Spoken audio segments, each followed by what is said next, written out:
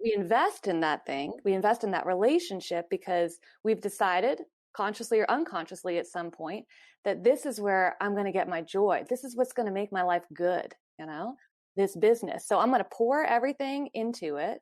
And then it's going to give back to me. And, and sometimes it does. Ideally, that's what happens. But I would just invite anybody that's in that situation now to just really let it sink in that outside entity, be it the relationship or the business or the family, is not the source of your happiness. You are. Welcome back to the Balance Boldly podcast for ambitious women in business and a few brave men. I'm your host, Nikita Van Thinkman, excited to be back in the house with you today. Oh, you ambitiously bold and brave people that are out here today. I am thrilled to be in the house with you. This month has already kicked off in a phenomenal way. We are steep in the middle of Mental Health Awareness Month. There's all kinds of juiciness that's coming. Hopefully, you are already taking care of yourself and you know how important it is. But just in case you had questions, just in case you were wondering, well, Nikita, I have a lot of stuff going on. I'm not sure about who I am anymore. I feel like I'm lost in the sauce. We're halfway through the year and I feel all over the place. Well, buckle up. Sit tight, tune in, because I am bringing to you Dr. Erin Moore to the house. She's the heartbreak doctor who helps women heal their heart so they can show the world who they really are. And for a few brave men of you who are listening to this too, tune in. Don't think this isn't for you too, because she can help you as well, boo. Pay attention. She's a licensed naturopathic physician and an expert in mind-body medicine, okay? She's committed to helping women heal deeply from their past and has a passion for teaching self-healing through the concept of self-marriage. The creator of the We Are the Ones, the one and only self-marriage program on the market, Dr. Erin Moore has shown up and shown out fully for our Women's Self-Care Guild in the world. We love her here at Team Fig Pro. She is dynamic and phenomenal. Welcome, Dr. Erin Moore, to the Balance Boldly podcast. How are you today? Woo! I feel like I should be like busting through with the fog and lights flashing. That was a great intro. You are worthy. You know we love you. Dun, dun, dun. Here. I would love for you. You're welcome. I would love for you to tell everyone a little bit more about what you're doing in the world with your self-marriage program and what made you want to do it in the first place, considering you're a freaking doctor. Like, what made you want to go all the way in to inner work and inner healing as if that would make the world better? I mean, who would have thunk, right? Well, it's a long and twisty tale, as they are usually, but I'll try to put it in a nutshell for you. So I actually was married to myself in 2010 at a little festival called Burning Man, and it was just I found it in the program, and it sounded interesting and a fun way to kick off the week. So my best friend and I went through this ceremony together, and the lovely facilitator just kind of talked about it was an understanding of what is it that you want in a partner, and then an exercise of finding in yourself that you could source this in yourself. Oh, I can make me laugh. Oh, I can support me when I'm sad. Oh, I can make me feel beautiful and sexy, or whatever the little things are that you're looking for in someone else. Wait, I can do that for myself. And it was just such an empowering experience for me, just this 1 hour. And then we married ourselves, and there was a veil, and all these strangers were our bridal party. And then the rest of the festival was our honeymoon. So first of all, just like that combination of deep and also fun, like really calls to me. So I enjoyed that. And it just stuck with me over the years. This was like my first year of medical school. And I went on to study. So I'm a naturopathic physician. We're actually trained to be primary care physicians.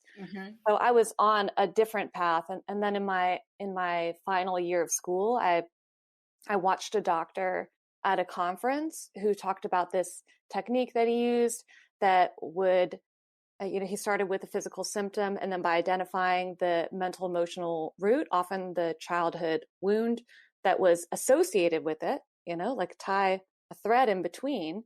Come on. Yeah. Then by clarifying what that was and, resolving it, helping the client to release it, then physical symptoms improved. And I was like, what are you doing? I want to do that. Yeah. So I studied with him, Dr. Moshe Block. His technique is called holistic counseling. And I studied with him for 6 years and then got certified in his practice.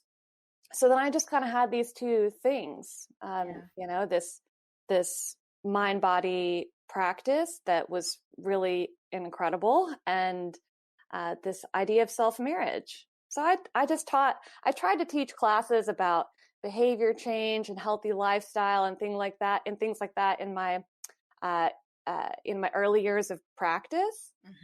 And every class I taught, just turned into a course in self-marriage. I couldn't help it. It just it was like the relationship with yourself is just the center of it all for me. I just kept coming back to that. And, lots of people ask me about it because I talked about it regularly. Yeah. Like, oh, I'm married to myself, I don't need a boyfriend in the early years, or it became a source of my own confidence and my own way to navigate the world. So yeah, I taught these classes in self-marriage that just kind of, I came from pieces I learned from other teachers and from my own experience, and ultimately developed a set of kind of skills. These are the skills that I've learned to have a solid relationship with myself, skills of self-kindness and forgiveness, self-expression, self-protection, self-honesty, and self-trust. And then when I came online in 2020, just actually before the pandemic, it was just good timing for me. Right. I decided to do that because I had moved kind of at the same time and didn't want to start a brick and mortar practice again. And I wasn't really clear on how to be a doctor online. I knew it's a lot of gray, legal territory. So state to state. Yeah. So I was just like, this self-marriage thing, this is definitely this is legal. I mean, it's not a real thing. I'm not going to get in trouble for teaching women the principles of self-love and how to marry themselves. So I just started doing that, and people started being into it. And then it developed, and I started working with clients with this mind-body practice, and we are the ones, this self-marriage program and community was born.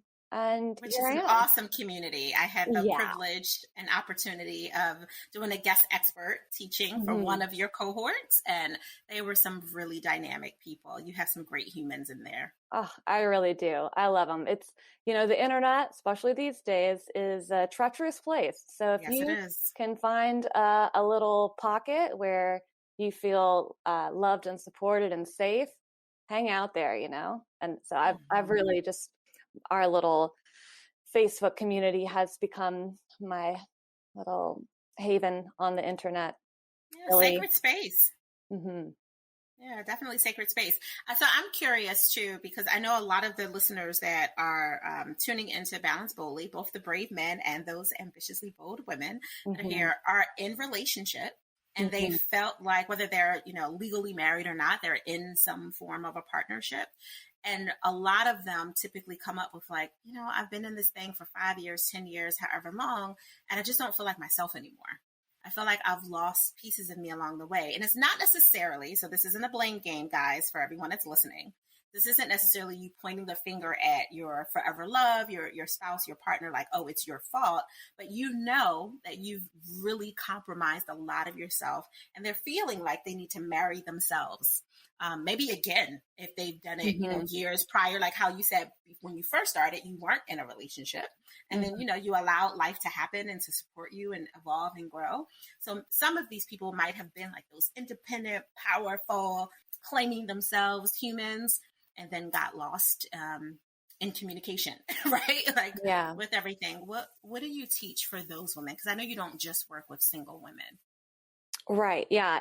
The self-marriage it's not like a real legal thing. You don't get like a Mm-hmm. certificate for it. So, like Mm-hmm. I said, yeah, it's just an idea, a practice of coming home to yourself, of knowing yourself, getting to know yourself, and being brave enough to accept and love what you find. Mm-hmm. Yeah. And so, yeah, so for those women and men, that Mm-hmm. have uh feel like they've lost themselves in relationship or family or work. So often that happens when we have determined that some outside entity Yeah. is gonna give us happiness. Mm-hmm. We invest in that thing, we invest in that relationship because we've decided, consciously or unconsciously at some point, that this is where I'm going to get my joy. This is what's going to make my life good, Yeah. this business. So I'm going to pour everything into it, and then it's going to give back to me. And Mm-hmm. and sometimes it does. Ideally, that's what happens. But I would just invite anybody that's in that situation now to just really let it sink in that that outside entity, be it the relationship or the business or the family, Mm-hmm. is not the source of your happiness. You are. Yes. I'm about to shake my maracas. You know how I am Oh, about those now. maracas in Oh, the she's background. going to bust them out. Because you hit such a valuable point. Like at the end of the day, you are responsible with creating your reality, creating your balance, creating your joy for whatever the life is that you want. And yes, I hear your point. There's life that's happening on the outside of that. There's expectations from the family. There's expectations, your fiscal responsibility to your business. Like, you got to have that money to pay whatever that overhead is. And you have team and payroll and all that. If it's your relationship, they didn't come in to just serve you. They want something out of it as well. So there's expectations that are happening in the midst of that. With all of that said, you still have to take ownership for what you truly want and who you want to become as you're in this process of discovering this next level of yourself. And what I know about your program from being, on the peripheral as a guest expert and listening to the women and all the wonderful testimonials of what you were already providing for them, is they felt more in tune to themselves, like who they are without the business, without the partner, without the expectations that maybe family had put on them. And sometimes it's easier to say what you intend to do, like I'm just reclaiming my power, I'm just doing this, but not necessarily knowing how to do it. And I know you wanted to give a brief example of an exercise that people can do with themselves to just kind of tap in. Totally. Just to piggyback on that, though, like, yes, you're so right. Like, we don't live in a vacuum.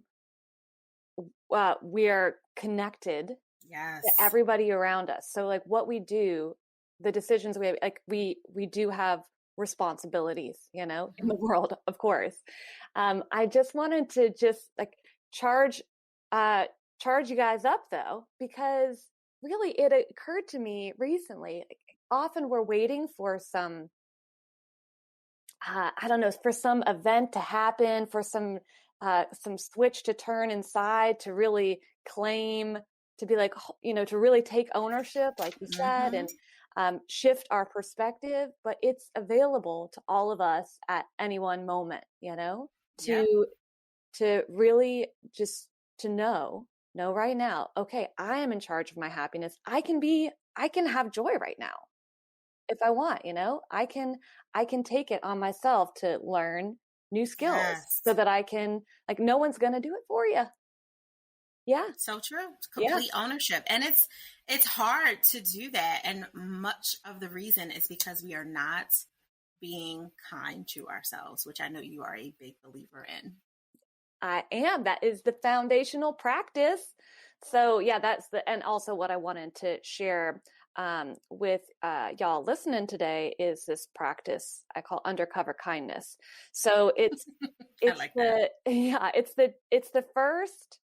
I share it with anybody that will listen to me, and it's the first practice whenever I work with a new client. We focus on getting this practice in their life because I believe in it so much. And I'll tell y'all how I came up with it. Well, I learned pieces from, it's nothing revolutionary, as you'll see. It's very simple, but I worked this job that I hated before I started working for myself. I worked the 9 to 5 that a lot of us we have to pay the bills, my Yeah, responsibility to, absolutely. yeah.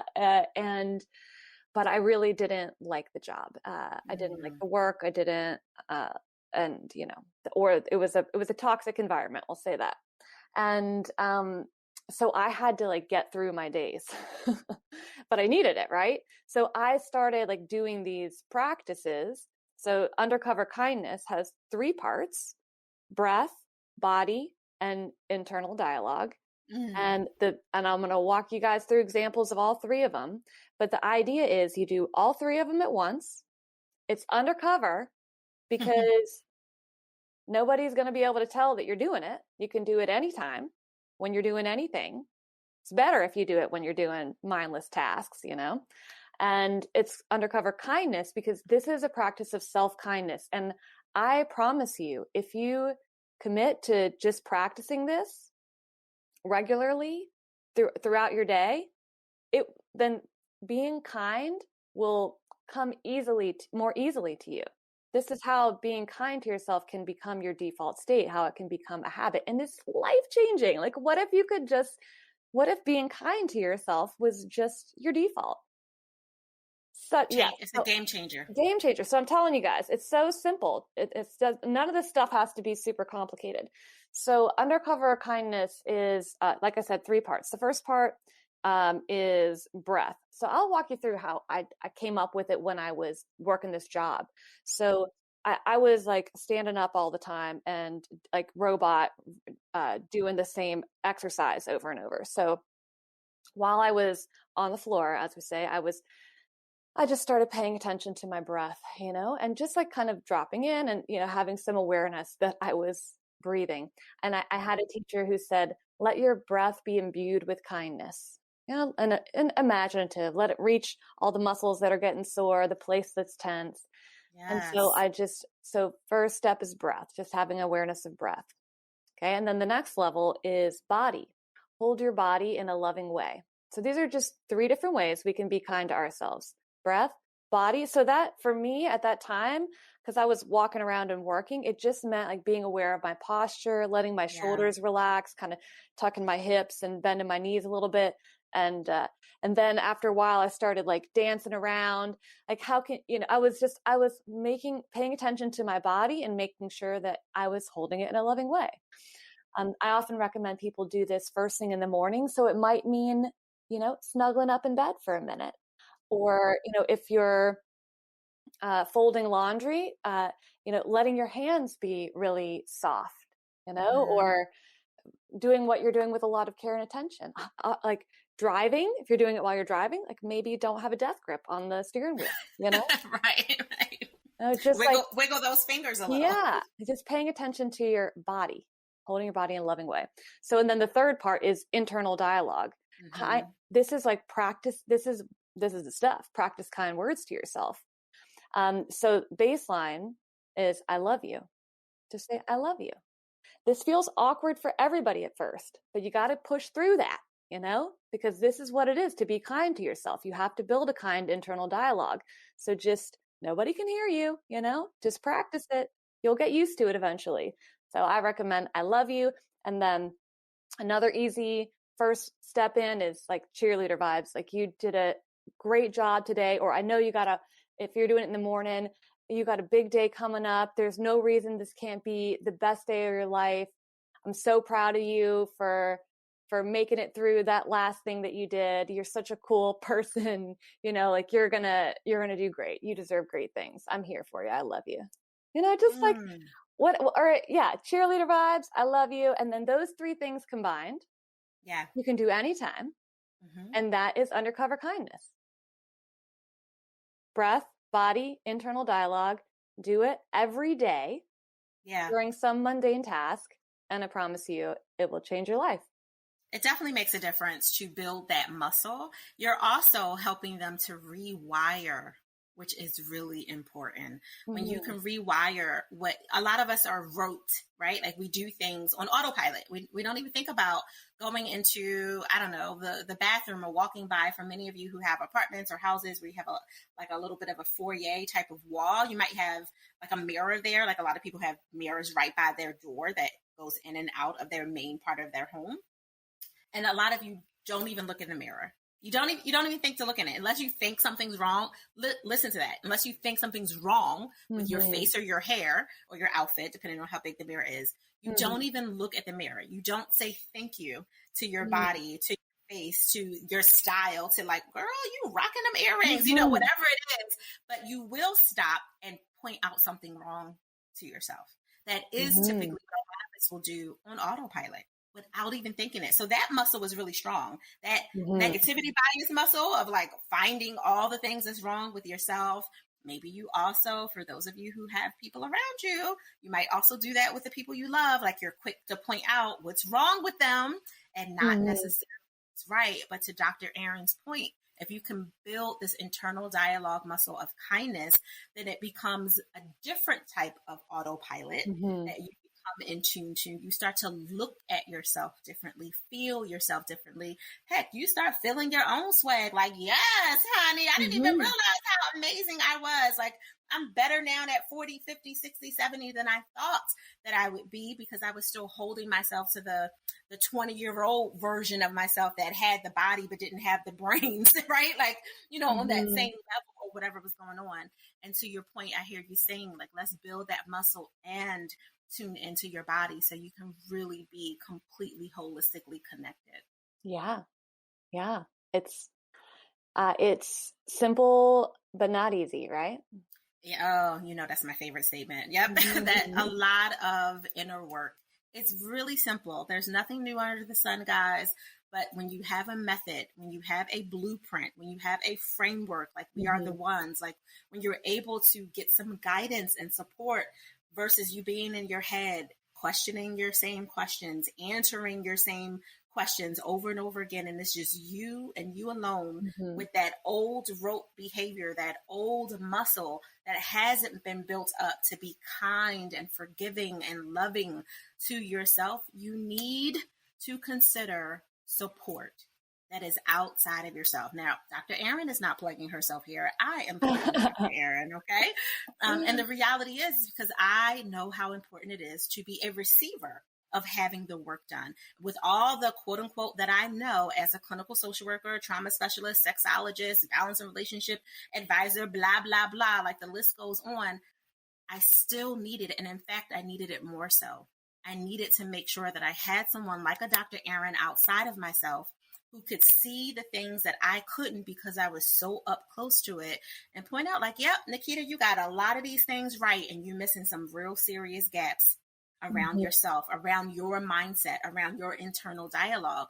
And they can hear it and help me, which is why you need to have someone outside of you that is just as dope as you are, but more amazing in their space, like Dr. Erin. So I wanted to give you a small plug that you did not ask for. Oh, thank you so much. I mean, I'll take it. But I also want to say, like, just if not me, somebody, especially these Yes. with this. Uh, we've been in the pandemic now for quite some time, and it's Mental Health Awareness Month, and we are all suffering from this. I don't think there's one human that has escaped um, the impacts that this has had on our lives, and especially now. So we're in this kind of pressure cooker, and our all the wounds and the issues for many of us have been amplified. Yeah. And also for many of us, we have been isolated. And so it's so important to take whatever opportunities we have to connect. And I know, yeah, you know this with your experience, but we can do all the self-healing we want to on our own. And I encourage that, like we all of this work, ultimately we're the ones that do it. So exploration on our own is an important part of the process, but to be held and witnessed and seen in our healing is Yes. such a gift. is such a gift. And really sometimes that's all we need, is just to Mm-hmm. be seen and held and honored, and Mm-hmm. to know that it's okay that we think this messed up thing, or that we feel this Absolutely. broken way. Yeah. No, I feel that completely. I've been referencing the pandemic personally as an unsolicited disruptive gift. No one requested this thing, right? Like, no, none of us said, like, hey, I feel like we should be, our life should be turned upside down for the next year and a half or however long at this point. And it's extremely disruptive, even for the businesses that were able to leverage the disruption, like the tech space type Hmm. businesses and such, that have had booms, for Hmm. them. It doesn't mean that it still wasn't disruptive on so many levels, even if they found or created a way, to be able to leverage that disruption. It has impacted everyone. I can think of a call that I literally just got 2 days ago with someone who's endearing and close to me, whose husband has COVID pneumonia and who's 2 seconds from literally being intubated, and they're feeling completely lost. Who stayed in the bubble, who didn't go anywhere, who did, who followed all the rules, and Hmm. still, is facing this very serious challenge that I pray and I stand in healing. I pray and I stand in recovery. And I'm aware that I don't have control over the final outcome of this. And neither does my good friend who's forever love, her husband, is suffering with this and having to, nurture her teenage daughter through this process, who's scared to death of all these things. And that's at a more intimate, personal, medical level, right? Like with that. But there's so many layers that go outside of that we know that you all are experiencing, because we've experienced it too, on so Hmm. many different things. And it has impacted your mental health to go from feeling like, you were maybe thriving before all this happened, and now you're back into survivor mode, which you struggled to get out of. Maybe you were already in survival mode, and this threw a wrench in the cogwheel for you that makes you really feel like you're Hmm. 5 paces back where you were, and you now in a deeper hole, and you're not sure how to connect with yourself, let alone anyone else. This is why I stand in. Yes, the self-healing that you do with yourself is part of the process, and it is important. But when you are super, super dark into a rabbit hole, you need someone to throw you that ladder. You still have to climb the steps, right? Like, you still have to do Hmm. the work, but having someone that you can trust to give you the ladder, and to Dr. Erin's point, to witness your climb, and to say, you got tired of that third step. It's okay. Take a breath. Hmm. Tune into Yeah. your body. Let's do the inner kind work. Like, let's do the 3 steps that Dr. Erin just, walks you through. But just being safely in that space with someone who can give you that nurturing witness in that sacred space, I think is really, really crucial. So I have to Hmm. ask you, Dr. Erin, with all that you're doing for so many other women and those few brave men out there Hmm. that are wanting to practice self-marriage, to really get in tuned to the deepest parts of themselves creatively, brilliantly, and all the ways that they need, how are you able to give yourself permission to Hmm. pause? So that this undercover kindness practice, I do it as much as I can, all day, every day, it's like a living meditation. Yeah, yeah. um because yeah, I really do it, that's where it all starts. But I am of the type, like, my perpetual pattern is to overdo and to like stack my to make my list too long. I'm like, I have to this, we teach what we need, right? Yes, yes. So how do I give myself permission to pause? I guess for me, I have like what I call a holy trinity that in my of self-care things that I do in my life. And Mm, every morning, meditate, read, and take a walk. They don't all three have to happen in the morning, but I find if I do those three things with regularity, that um, I can that I have more balance in my life. Also dance, but in terms of like how do I give myself permission to do it? Those are my favorite ways to pause, and dancing. But like as with everything with me, it comes back down to my relationship with myself. I see that it's a needed part of the path, and I consider it a gift, an offering, because I love myself and I want myself to flourish, and I want myself to enjoy my life. And I know that I'm not meant to just be a a rat on a wheel. Or that robot that you had to be way back Yeah. when you discovered your what did you call it? The Undercover kindness. Yeah, undercover kindness. Yeah. So yeah, permission is a gift. Yeah, it is a complete gift. But go ahead. Yeah. We all deserve it. Hands down, all the time. So I love this on so many levels. How can people connect with you? Okay, so my favorite place to meet new women. Okay, so I do work with some men, but my Facebook group, the Heart Healing Sisterhood, is really just the best place to connect. Like I said earlier, it's you guys should just come and check it out. It's so supportive, and there's like so many amazing women there sharing their paths, and we're doing stuff in there all the time. Just next week we have our big kind of like intro to self-marriage workshop. It's called Become the One for You, and we run that several times per year. But yeah, so if you're listening now and a woman, please come. Woman or female identifying, please come to the sisterhood. Otherwise, if you're a man interested in this work, you can check me out on Instagram, or there'll be links in the bio for my website. You can come check out. But yeah, I would love to connect with y'all. Don't you love her, y'all? Do you guys hear that? The y'all? Yeah, I'm from North Carolina. I knew I was going to get you to tell where your accent was from at some point. It doesn't come up all the time, but it hits every once in a while. It does. I don't know how that happens. It comes and goes. I haven't lived there since I was 18, and I've had to, in order to be understood by other English-speaking humans, I've had to really tone it down, but it does come out sometimes. No, I tease all of my friends with diverse accents that, come from all over the world, that when you're really, really excited and when you're really angry, it comes out strong. Now, of course, you weren't angry in this entire, episode, right? No. But you were very excited at the end, like, right? Yeah. Like, come on, y'all, come on over here. Get over here, y'all. Come on over. I love it so much. Oh, Dr. Erin, I really appreciate your time.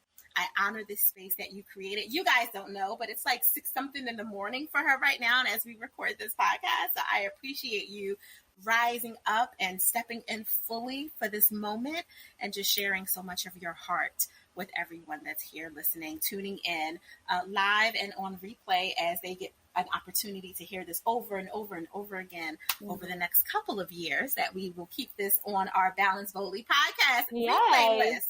So thank you for that. My pleasure, my honor. Thank you so much, all of you, and especially Nikita, for showing up how you do. I love being part of your circle. Stop it. I love it too. It's mutual. Oh, Balance Boldly listener, is Dr. Erin Moore not beautiful, wonderful, healing, and super in tune? That's not really a question. It's really more of a statement of fact, but I want you to feel like you're a part of this conversation, which is why I framed it like a pseudo question. I appreciate you guys so much for tuning in. As always, if you are new to the Balance Boldly podcast, make sure that you subscribe so you get all the notifications of when we're going live. Review this so you can commit your commitment to the Spotify, Apple, iHeartRadio gods, like whoever is listening to this on the platforms, that this is a show that you want more of. It sends all kinds of algorithm signals when you review and you rate this, so make sure you do that. But more important than anything, share this episode with one person that you can think of that can benefit from the undercover kindness that Dr. Erin Moore walked you through. It's one of her proprietary exercises that she just gave you for free. So please make sure you share this with one other person, a brave man or an ambitiously bold woman. It doesn't matter. Just share it with one. That is the most important request that I can ask you, because I know it is healing and I know that it is game changing. And I appreciate you fully and truly in advance for your share. As always, if you want more information from me, you can follow me at Ask Nikita anywhere, Instagram, Facebook, all the places. And if you're not already a part of the Certified Selfish Facebook group for married women entrepreneurs, yes, you do have to be a married woman entrepreneur who's in a monogamous, loving relationship. Please come over. And if you are not that person, just go to bigpro.com and go ahead and look at our calendar and say, Nikita, I'm a brave man and I need to talk to you about your power couple programs. And I'm happy to have that conversation too. Outside of this, I want you to continue to create your joy and make sure that you do it boldly. Talk to you next week.